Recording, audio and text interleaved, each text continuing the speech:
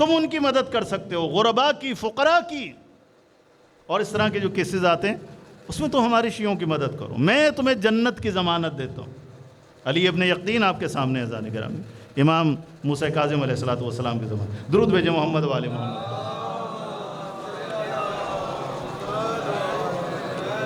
تو امام صادق علیہ السلام نے اس کا یہ مسئلہ سنا اور صرف ایک جملہ لکھا، ایک پرچہ اس سے کہا کہ پرچہ مجھے دو، پرچہ لیا اور مولا نے ایک جملہ لکھا اس شخص کے نام کہ جو اس مسئلے کو حل کر سکتا، ٹیکس کے اس مسئلے کو حل کر سکتا تھا۔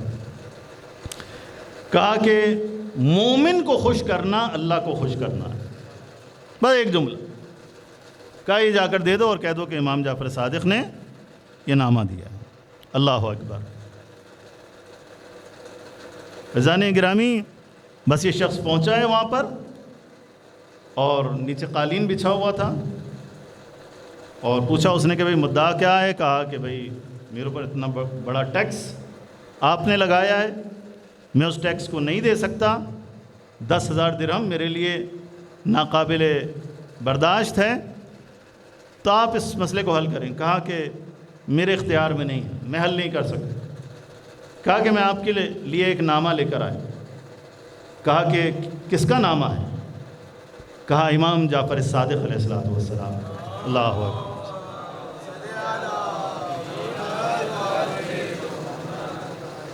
جیسے امام جعفر صادق علیہ السلام کا نام سنا، مسند سے کھڑا ہو گیا، نامے کو لیا، آنکھوں سے لگایا اور ایک دفعہ کھول کے جب پڑھنے لگا تو آنکھوں سے آنسو جاری۔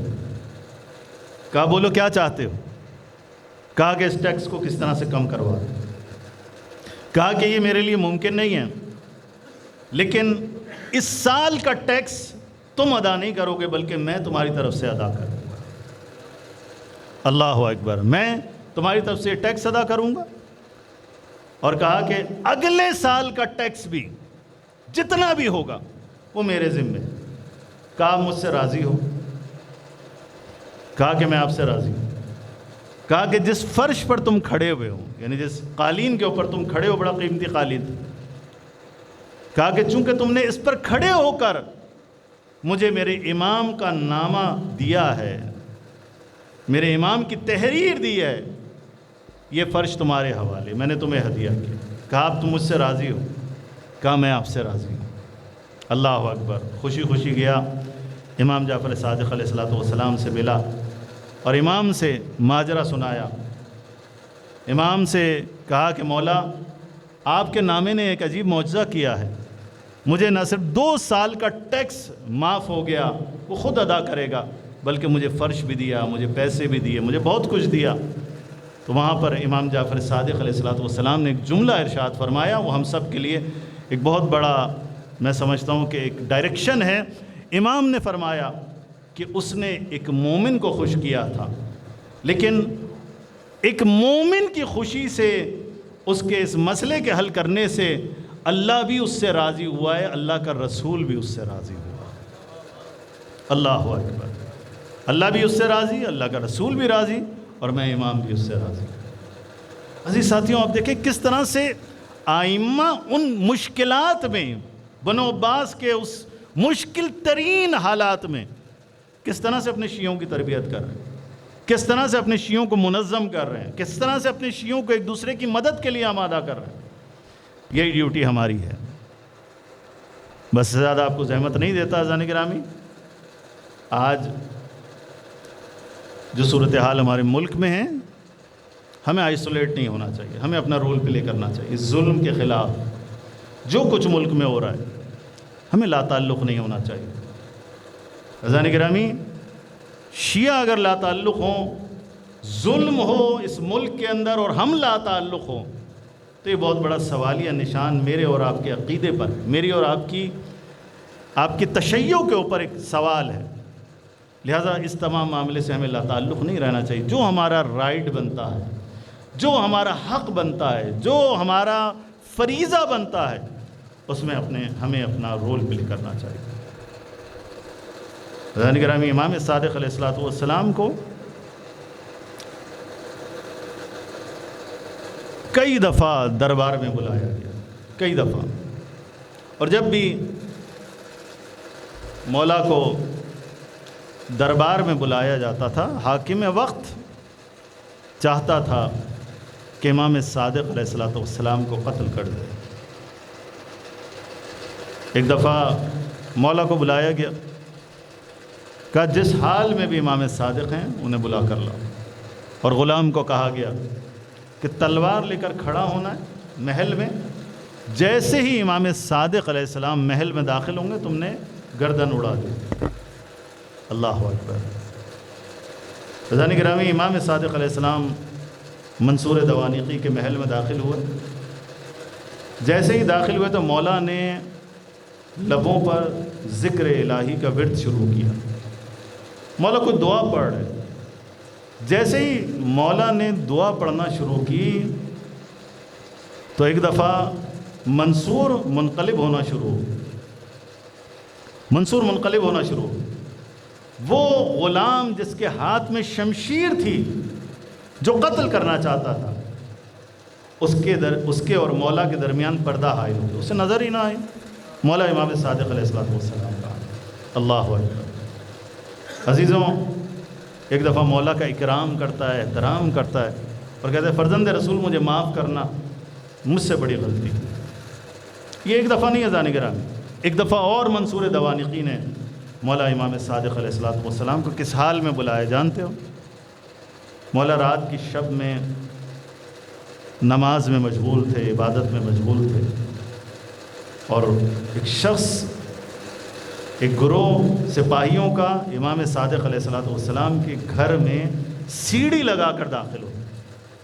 یہ آج کا مسئلہ نہیں ہے، یہ اس زمانے میں بھی ایسے ہی ہوتا تھا، ہم گھبرا جاتے ہیں نا اس طرح کے مسئلوں میں۔ امام کے گھر میں داخل ہوا، گھر میں مخدرات عصمت و طہارت بھی موجود تھی، امام مصلی عبادت پر نماز پڑھ رہے۔ امام نے جیسے ہی نماز ختم کی تو ایک ملعون آگے بڑھا اور آگے بڑھ کر کہا کہ مجھے حکم دیا گیا ہے کہ اسی حال میں آپ کو منصور کے محل میں پہنچاؤں۔ امام نے کہا مجھے چپل پہننے دو، مجھے عمامہ پہننے دو۔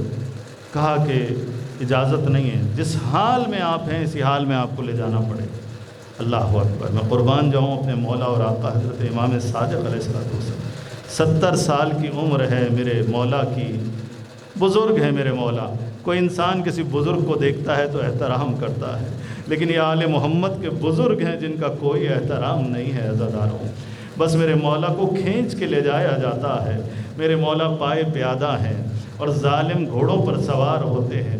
جب منصور دوانیقی کے محل میں پہنچتے ہیں تو اپنی تلوار پہ ہاتھ رکھا ہوتا ہے، تلوار کھینچتا ہے، پھر تلوار نیام میں لے جاتا ہے، پھر تلوار کھینچتا ہے، پھر نیام میں لے جاتا ہے، پھر تلوار کھینچتا ہے، تلوار نیام میں لے جاتا ہے۔ بس ایک دفعہ قدموں میں پڑھ کر مولا سے کہتا ہے مجھے معاف کر دیجیے گا، فرزند رسول مجھے معاف کر دیجیے گا، بس آپ اپنے گھر جائیے، آپ جو انعام و اکرام کہیں گے میں عطا کروں گا۔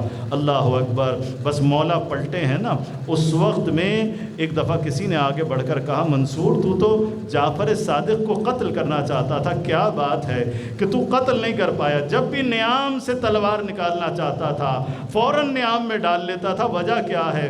تو وہاں منصور نے ایک جملہ کہا کہ جب بھی میں نے تلوار نکالنا چاہی میں نے دیکھا رسول خدا شمشیر لیے آگے بڑھ رہے ہیں اور کہتے ہیں منصور میرے بیٹے امام صادق کو کچھ نہ کہنا، میرے جعفر کو کچھ نہ کہنا۔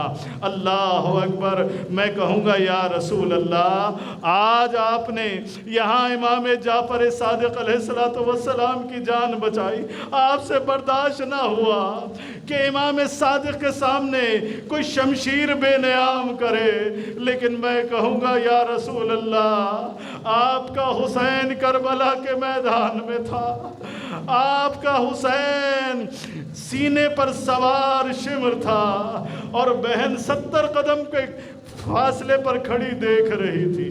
اللہ اکبر۔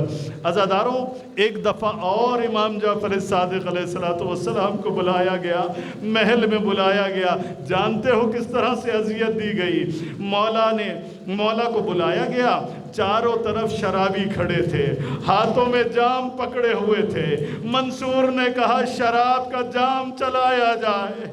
مولا کو جلال آیا۔ مولا نے کہا کہ اللہ کے رسول کی حدیث ہے کہ جہاں شراب کی محفل ہو وہاں کھڑے ہونے والا انسان ملعون ہوتا ہے۔ مولا نے محل کو چھوڑا، گھر کی طرف پلٹے ہیں۔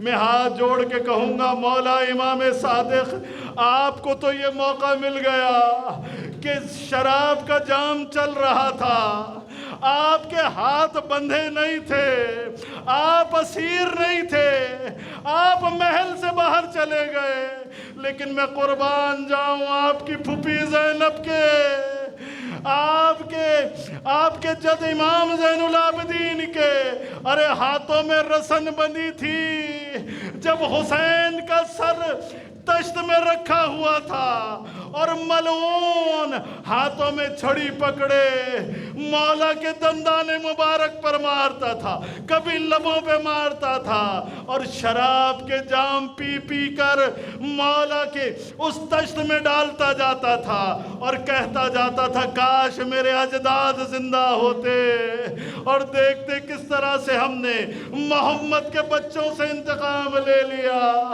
ارے زینب بڑی دور کھڑی دیکھ رہی تھی اور کہتی جاتی تھی نانا تیرا حسین جسے تو نے بڑے لاڈ سے پالا تھا آج تیرے حسین کا سر تشت میں رکھا ہوا ہے اور تیری بیٹیاں اسیر۔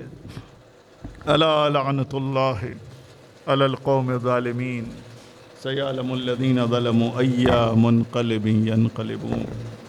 بار الہ ہماری اس قلیل سی عبادت کو اپنی بارگاہ میں قبول فرما۔